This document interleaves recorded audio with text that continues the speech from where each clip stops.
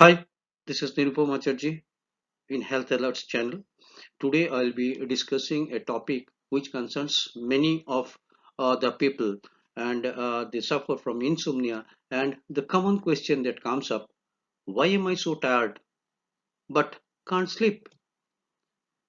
I'm so tired but I'll probably be awake until 3 a.m. for no reason.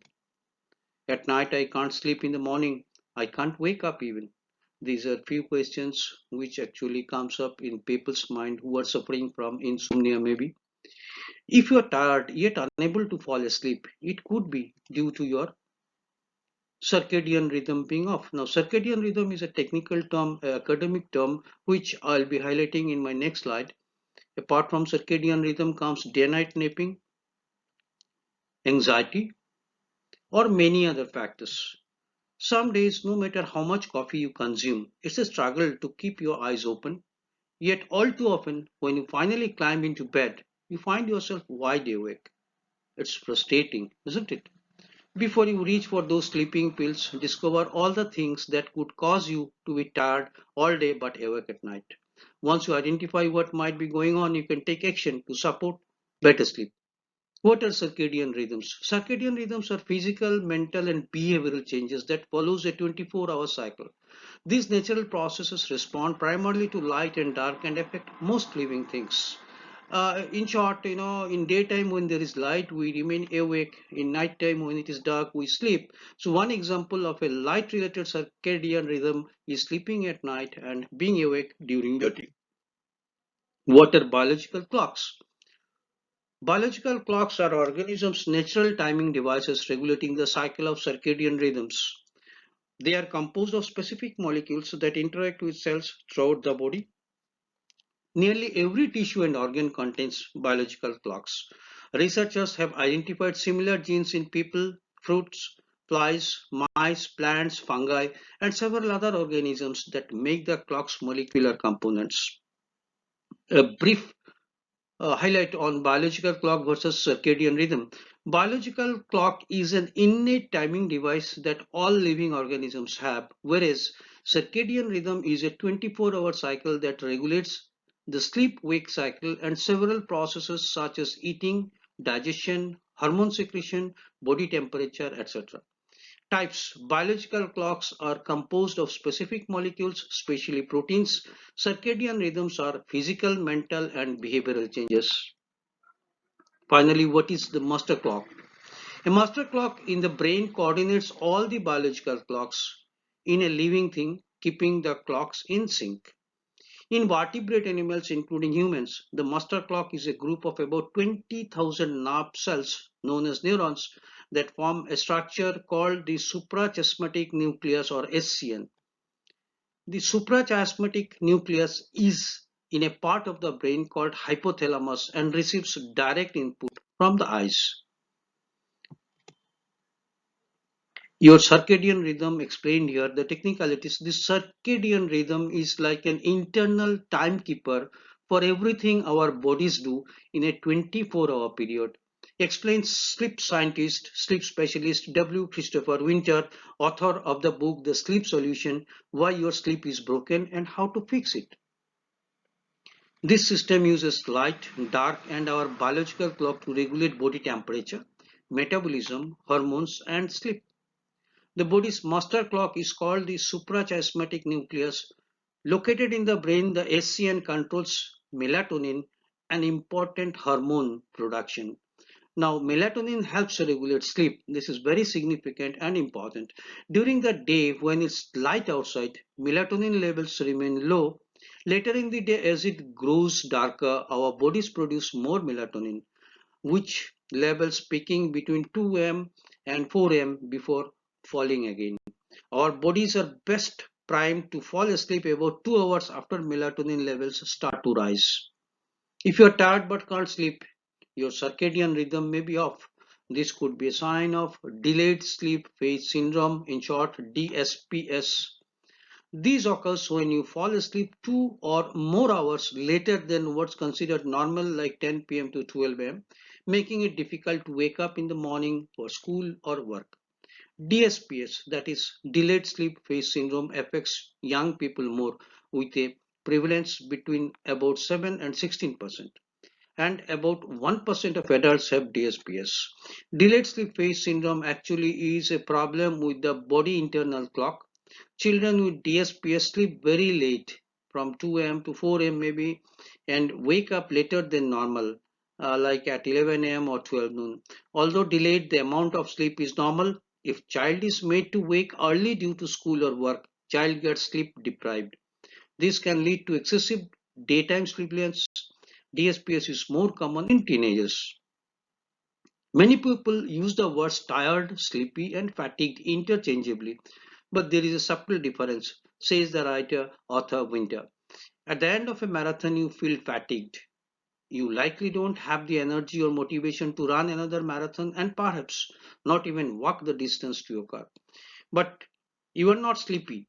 You do not doze off laying on the grass beyond the finish line. Rather, being sleepy is when you can barely keep yourself awake, Winter says. So there is a difference between being tired, sleepy, and fatigued, which we have just understood. Now, why am I tired during the day?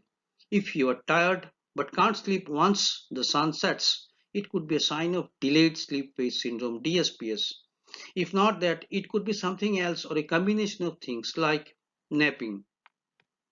Naps are not inherently bad. In fact, napping has several health benefits. However, the wrong nap strategy can keep you up when you should be getting deeper sleep. ZZZ is a term used in the Western world for deep sleep. Research suggests that long naps and napping later in the afternoon can cause you to take longer to fall asleep at night, sleep poorly, and wake up more during the night. Winter, the author recommends keeping naps 20 to 30 minutes long and napping at the same time every day so your body can anticipate it. Maybe the biological clock factor. Anxiety. A racing mind is not conducive to peacefully nodding off. No wonder sleep disturbances is a diagnostic symptom for some anxiety disorders, which are common risk factors for insomnia. Anxiety also leads to increased arousal and alertness, which can delay sleep even further. Depression. According to a review published in 2019, up to 90% of people diagnosed with depression also complain about their sleep quality. Insomnia, narcolepsy, sleep disorder breathing, and restless legs syndrome were all reported. The relationship between sleep issues and depression is complicated. It appears to disrupt circadian rhythms. Inflammation, changes in brain chemicals, genetic factors, and more may all affect the sleep depression relationship. Caffeine. We take a lot of coffees. In fact, downing 400 mg of caffeine 6 hours or less before bedtime can significantly reduce sleep quality. Winter, the author, recommends cutting off caffeine consumption 4 to 6 hours before you go to bed. Screen time. Put down the smartphone. The blue light emitted from phones, tablets, laptops, and TV screens suppresses evening melatonin production, the hormone responsible for sleep, and decreases sleepiness. Winter, the author recommends ceasing the use of any devices 2 hours before bed. You may also consider wearing blue light blocking glasses at night. Then comes COVID, which was very recent syndrome. Sleeping difficulties may be more prevalent in people with long COVID, according to a 2022 data analysis. Researchers found that over 40% of 1,321 people with long lasting COVID symptoms experienced moderate to severe sleeping difficulties. Then the other sleep disorders, delayed sleep phase syndrome, DSPS, is not the only disorder that can make you sleepy but not tired at night. Sleep apnea and restless leg syndrome can do the same. In sleep apnea, breathing repeatedly stops or is very shallow, then starts again. Now, this can be a case of sleep apnea. With a restless leg syndrome, your legs feel uncomfortable, triggering you to want to move them. Both conditions can disrupt nighttime sleep, which can cause daytime sleepiness. Then comes diet. The connection between diet and sleep is a bit unclear. Dietary changes may help people with sleep disorders. A 2016 review found that high fat diets were associated with less REM sleep, more deep sleep, and increased arousal from sleep. Now, REM sleep, it is known as random eye movement sleep. I'll discuss it further in my next slide. In the short term, a high carb diet may be associated with more REM sleep, less deep sleep, and falling asleep faster. However, in the long run, eating evening meals high in protein may correlate with less daytime sleepiness. According to this review, what you eat before going to bed may affect the quality of your sleep. For example, almonds, kiwi fruit, and fatty fish contain melatonin, the hormone that signals your body to sleep. However, the reviewers authors say more research is necessary to determine if anyone's eating pattern promotes or impairs nighttime sleep and daytime energy. What are REM and non-REM sleep? We have just discussed, but to understand the technicalities of it, a lot happens in your body while you sleep. When you get your ZZZ, that is deep sleep, you cycle between REM and non-REM NREM sleep. REM stands for rapid eye movement. During REM sleep, rapid eye movement sleep, your eyes move around rapidly in a range of directions, but don't send any visual information to your brain. That doesn't happen during non-REM sleep. First comes non-REM sleep when we go to sleep, followed by a shorter period of REM sleep, and then the cycle starts over again. Dreams typically happen during REM sleep. One theory regarding the function of REM sleep is the activation synthesis theory.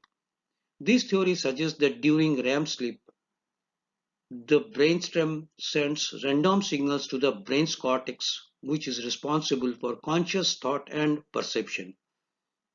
Sorry. The cortex then attempts to make sense of these signals by creating a narrative or story, which we experience as dreams. And all of us, we dream. Now we have understood how the dream happens. What happens during non-REM sleep? There are three phases of non-REM sleep. Each stage can last from 5 to 15 minutes. You go through all three phases before reaching the REM sleep. REM sleep is the ultimate sleep. Stage 1. Your eyes are closed, but it's easy to wake you up. This phase may last for 5 to 10 minutes. This is just before we really fall asleep. Stage 2, you are in light sleep, your heart rate slows and your body temperature drops. Your body is getting ready for deep sleep. This can last for 10 to 25 minutes. And the stage 3, final stage, this is the deep sleep stage. It's harder to rouse you during this stage. And if someone woke you up, you'd feel disoriented for a few minutes or seconds. What is REM sleep? Rapid eye movement sleep. Usually, rapid eye movement sleep happens 90 minutes after you fall asleep. The first period of REM typically lasts 10 minutes. Each of your later REM stages gets longer and the final one may last up to an hour. Your heart rate and breathing quickens. You can have intense dreams during REM sleep since your brain is more active. REM is important because it stimulates the areas of the brain that helps with learning and associated with increased production of proteins. Babies can spend up to 50% of their sleep in the REM stage compared to only about 20% for adults. This is the four stages of sleep in a nutshell. Is it bad to be tired? Naturally, being tired during the day can sap productivity and possibly make you irritable. The Center for Disease Control and Prevention says that not getting quality, restful sleep on a regular basis puts you at increased risk of diabetes, heart disease, obesity, depression. How can I fall asleep? A regular, consistent sleep and wake schedule is the author Winter's top suggestion for anyone who has tried but can't sleep. You may also want to shift your bedtime, he says. Then follow the usual good sleep practices. Keep your bedroom dark and cool between 15 to 19 degrees Celsius. Consider leaving your phone and other devices in another room. If noises disturb your slumber, try earplugs or a white noise machine. Also, stick to calming activities before bed, such as reading, journaling, or meditation. Anxiety is another factor that makes your brain hum at night. At night, when you are tempted to let your mind race, simply remind yourself that you have dealt with things that is anxiety and need to let it go. Or tell yourself that you will worry during your set time tomorrow, but now this is time to sleep. So put your mind also to sleep when you sleep physically. If you try a few of these remedies and still wonder why I am tired but can't sleep, talk to a doctor. Winter doesn't recommend sleep medications unless someone has a condition such as restless leg syndrome in a shift worker or is trying to prevent jet lag before a trip. When we use a sedative, in fact, we confuse sedation with sleep.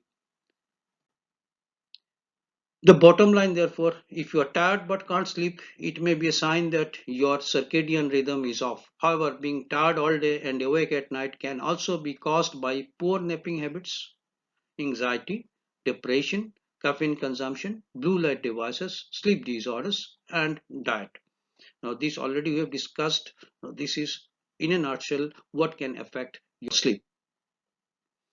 If you keep saying, I am so tired but can't sleep, and every day sleep remedies don't help, talk to your doctor. They can help determine the underlying problem and recommend solutions that will help you get restful sleep so you have daytime energy. Tips to maintain a healthy sleep wake cycle: build a consistent sleep schedule, avoid using electronics in bed, avoid caffeine, keep naps short, exercise, get sunlight. Now, as usual, I always conclude with my laughter dose because laughter is the best medicine. And today's laughter dose.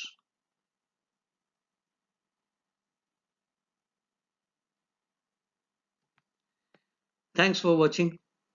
The next episode will be another relevant and informative topic. Till then, take care. Goodbye.